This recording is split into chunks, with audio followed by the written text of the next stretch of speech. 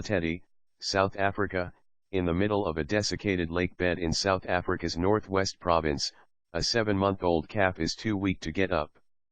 It is doomed to die from thirst and hunger. A devastating drought is claiming thousands of livestock in Africa's most developed economy and prompting many to fear famine. A few kilometers away in the district of Madikwe, 30 villagers joined Josephine Mososli, a traditional healer, leading prayers for rain. In a trance-like manner, farmers and villagers draped in colorful traditional clothes and sing and pray in local vernacular Setswana for the heavens to open up. God, give us rain because we have a big problem, Mososli prays, fearing widespread starvation.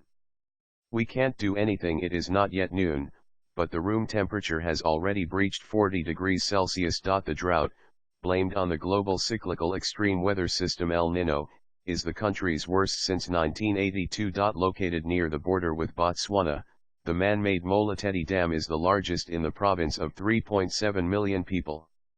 It is now only 5% full. On the cracked earth, hundreds of cattle wander in search of the last drinking hole or that rare blade of grass. A drying carcass of a cow lies on the parched ground, carved up by vultures. According to meat producers, tens of thousands of cattle have died or are being culled due to the drought. There's lots of animals dying on the farms, said Lardus van Zyl, chairman of the Red Meat Producers Organization. Farmers are now auctioning their stocks before they die on their own, and nearly a third more animals are being butchered compared to the same time last year, mainly because of the drought, Van Zyl said. In my experience it's worse than ever.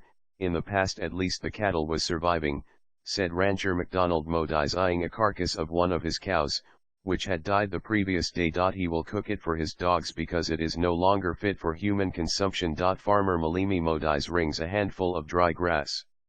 It's so bad when it's get dry like this. Even if the cattle feeds from this, it's useless if we don't get rain now. I can assure you our people are going to die. Further south in the same province, grain producers are also reeling and looking up to the skies, hoping for a miracle. If it was normal, I was supposed to be planting maize, but now I can't do nothing, maize farmer Ricky Rafoto said. Standing in his empty field, there will be no food for the nation, he said. The impact of the drought is massive for South Africa, the region's breadbasket, but could be dire for the rest of the countries in southern African region that traditionally import from it. Agriculture Minister Senzeni Zakwana warns of a regional disaster if the drought persists. We have seen cattle dying, we have seen plants withering, we don't want to see people dying, he said. South Africa this year produced roughly 8 million tons of maize, also called corn, but in a good season harvests can reach 14 million tons. We're looking at a scenario where we'll have to import,